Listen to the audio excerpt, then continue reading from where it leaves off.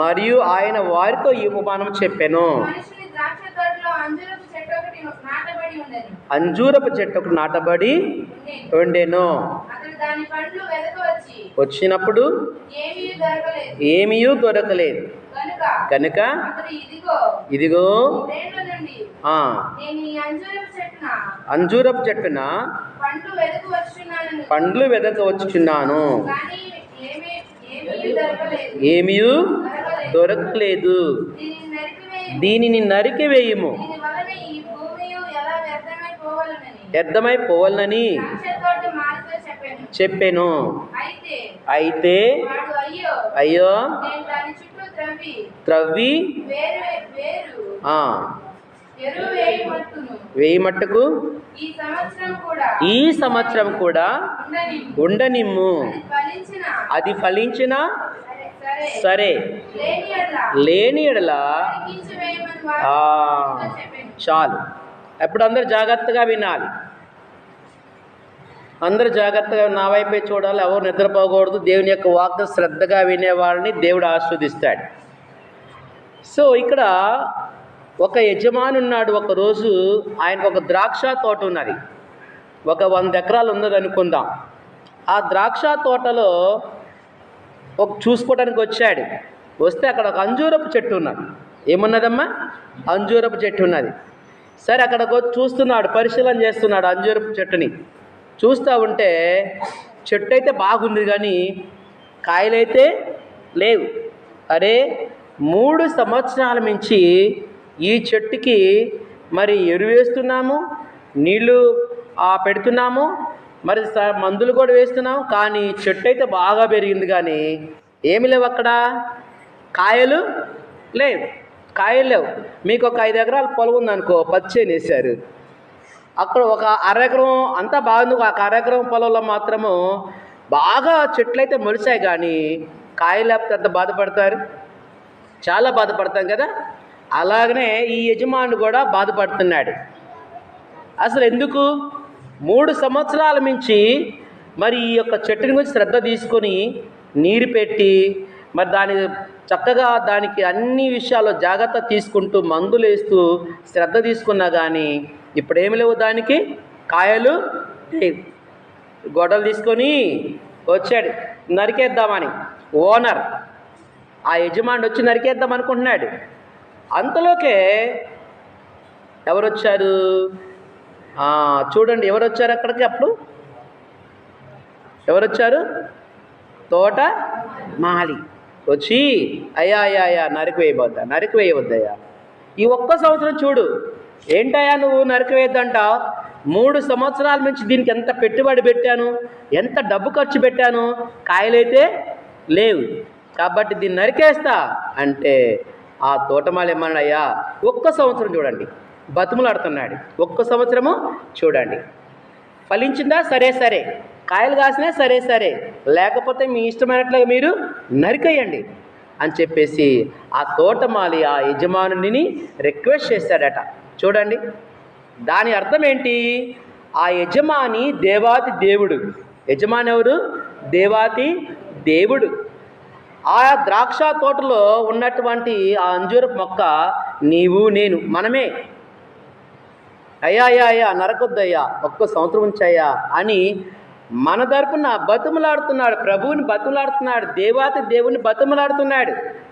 ఈ సంవత్సరమైనా మీరు ఫలిస్తారేమో, ఈ సంవత్సరమైనా, నూతన సంవత్సరంలోనైనా, మరి 2024 5 నెలలు అయిపోయినాయి.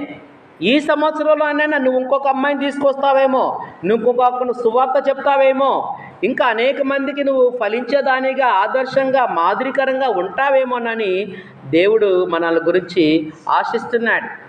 అయితే మనలో ఫలాలు లేవు. యేసయ్య ఏం చేస్తున్నాడు? దేవునికి మానవునికి అంటే మనకి మధ్యలో వచ్చి దేవుని బతుములాడుతున్నాడు యేసు ప్రభు. చూడండి ఏమంటున్నాడంటే, అయ్యా ఈ ఒక్క సంవత్సరము ఉండని, ఈ ఒక్క సంవత్సరం ఉండని అయ్యా అని బతుకులాడుతున్నాడు. కాబట్టి నీవు నేను ఈరోజు క్షేమంగా ఉన్నామంటే, అనేక మంది రోజుకి కొన్ని లక్షల మంది యాక్సిడెంట్కి గురై చనిపోతున్నారు. అనేక మంది అనేక రోగాలు పడి చనిపోతున్నారు. మరి నిన్ను నన్ను క్షేమంగా ఉంచాడంటే దేవునికి మనకి మధ్యలో ఎవరు నీ తరపున ప్రభువుని బతిమలాడుతున్నాడు? యేసయ్య ఉన్నాడు. యేసయ్య ఉండి నీ తరపున నా తరపు నుండి ప్రభు ఈ 1 సంవత్సరం ఉండని అయ్యా, ఈ సంవత్సరం దేవుని నా పని చేస్తారు, నా సువార్త ప్రకటిస్తారు, నా గురించి చెప్తారు, నా ప్రేమను గురించి చెప్తారు. పాట కూడా ఉంది కదా, నా పేరే తెలియని ప్రజలు ఎందరు ఉన్నారు, నా ప్రేమను వారికి ప్రకటింప కొందరే ఉన్నారు. మీరైనా మీలో ఒకరైనా, మీరైనా మీలో ఒకరైనా వెళతారా, నా ప్రేమను చెబుతారా, నా పేరే తెలియని ప్రజలు ఎందరు ఉన్నారు, నా ప్రేమను వారికి ప్రకటింప కొందరే ఉన్నారు. కాబట్టి దేవుని అడుగుతున్నాడు యేసయ్య, ప్రభు అడుగుతున్నాడు, ప్రభువా ఈ 1 సంవత్సరం ఉంచయ్యా, ఈ 1 సంవత్సరం ఉంచు, ఆ బిడ్డ నువ్వు తీసుకోవద్దు, రోగాన్ని పెట్టి లేకపోతే అనేక అపాయాలు పెట్టి ఆ బిడ్డని ఇప్పుడు తీసుకోవద్దు, ఇంకొంచెం సమయం, ఈ 1 సంవత్సరం ఉండి నువ్వని ఎంతో ప్రేమతో దేవాది దేవునికి మనకి మధ్యలో ప్రభు వచ్చాడు. రాజాతి రాజైన యేసయ్య వచ్చాడు. దేవుని స్తోత్రం చెప్పండి, హల్లెలూయా. ఆయన లేకపోతే మనము ఈ క్షణంలో ఈ మందిరంలో కూర్చుని దేవుని మాటలు వినే అవకాశం మనకి ఉండేదేమో కాదేమో. ఎంతమంది మనం చూస్తూనే ఉంటున్నాం కదా, లోకంలో ఎంతమంది ఈ లోకాన్ని విడిచిపోతున్నారు ప్రతి గంట ప్రతి నిమిషము. ఆయన కృప ఆయన ప్రేమ మనకు మధ్య వచ్చేసి ఆయన మనల్ని ఇంకా ఆపుతున్నాడు, మనకి ఇంకా సమయం ఇస్తున్నాడు. కాబట్టి ఆయన ప్రేమను ప్రకటించాలంటే మనం వెళ్ళాలి. కానీ పక్షులు వెళ్తాయా, జంతువులు వెళ్తాయా? వెళ్ళవు. ఆ గొప్ప భాగ్యాన్ని నిన్ను నన్ను రక్షించినటువంటి ఆ దేవాది దేవుడు మనకి అనుగ్రహించాడు. కాబట్టి మీరు ప్రభువుని గురించి చెప్పండి, ఏదైతే వాక్యం విన్నారో ఇతరులకు చెప్పండి, అప్పుడు అది ఎంతో ఆశీర్వాదకరంగా ఉంటున్నది. కాబట్టి ఇక్కడ మనము ఈరోజు అంశంలో నేర్చుకోబోతున్నది ఇప్పుడు యోహాను సువార్త 15వ అధ్యాయము. ఇప్పుడు చూడండి అందరూ, యోహాను సువార్త 15వ అధ్యాయం వెంటనే తీయాల.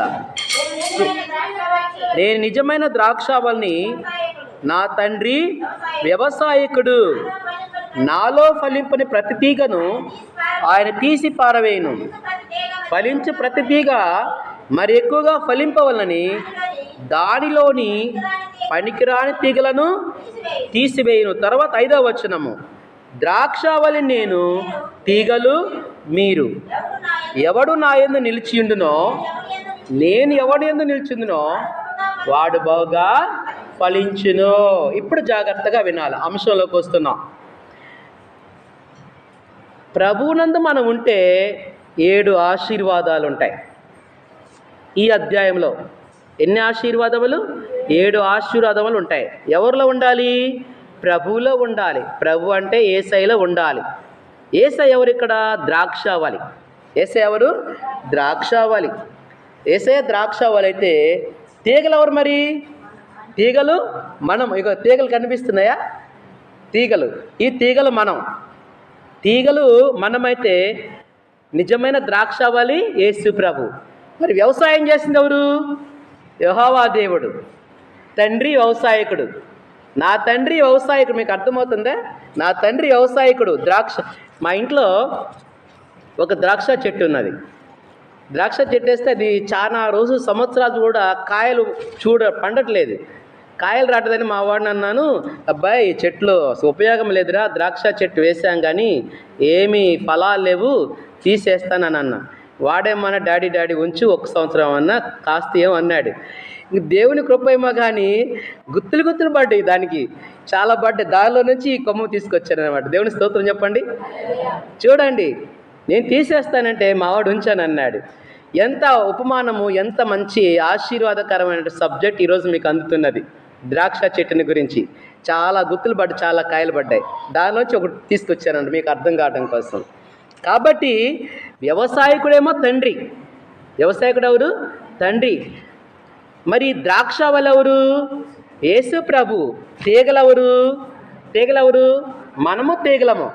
ఈ తీగలు ఈ ద్రాక్షవల్లిలో అంటుకట్టబడి ఉంటేనే ఫలాలు ఫలిస్తాయి కదా. ఇప్పుడు మనకు ఫలాలు రావాలంటే ఆ ద్రాక్షవల్లి తీగలు అంటుకట్టబడి ఉండాలి. అంటుకట్టబడి లేకపోతే వాటంతగా ఫలాలు ఫలిస్తాయా? ఫలించవు. అప్పుడు ఏమన్నాడు దేవుడు? ప్రభు ఏమన్నాడంటే, ఇక్కడ వచనంలో మనం చూస్తున్నాం కదా, అంటుకట్టకపోతే వాటిని ఏం చేస్తారంట? అక్కడ 2వ వచనంలో చూసినట్లయితే, పనికిరాని తీగలను తీసివేయును. అది పనికిరాని తీగలు ఏం చేస్తాడు? తీసేస్తాడు. కాబట్టి మనము ఆ ప్రభువులో, యేసయ్యలో మనము ఆయన మాటలు మనలో ఉండాలి.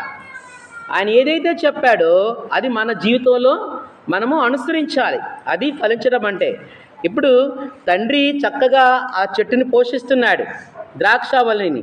మరి ద్రాక్షవల్లి పోషిస్తున్నప్పుడు చక్కగా ఆహారం అందుతుంది మనకి. ప్రతి ఆదివారం ఏదో ఒక అంశం వచ్చి ఆత్మీయ ఆహారం మీకు అందిస్తున్నాం. మరి ఫలాలయ్యి కదా, ఆత్మీయ ఆహారం మనకు అందుతున్నది కదా. దేవునితో స్నేహం చేయాలని, ప్రభువునందు విశ్వాసం ఉంచితే ఆయన కార్యాలు మనం చూస్తామని, మనం ఎన్ని ఆత్మీయ సందేశాలు మనం వింటున్నాం. అది ఆత్మీయ ఆహారం. ఏంటి అది? ఆత్మీయ ఆహారం. ఉదయాన్నే బ్రేక్ఫాస్ట్ చేసాం కదా. టిఫిన్ చేశారా? ఎంతమంది చేశారు? భోజనం కానీ తిన్నటువంటి వాళ్ళ శారీరకమైన ఆహారం. దేనికి ఆహారం? అది శరీరానికి. ఇప్పుడు ఈ ఆహారం దేనికి? ఆత్మకు. మన ఆత్మకు ఆహారం. కాబట్టి ఆ ఆహారం అనేది మనము ద్రాక్షవల్లిలో తీసుకుంటున్నాం, ప్రభు దగ్గర తీసుకుంటున్నాం. మరి మనం ఏం చేయాలి? ఫలించాలి. ఏం చేయాలి? ఫలించాలి. కాబట్టి మనం ఆ ద్రాక్షవల్లిలో మనం ఉంటే, అంటే ప్రభువులో మనం ఉంటే మనకు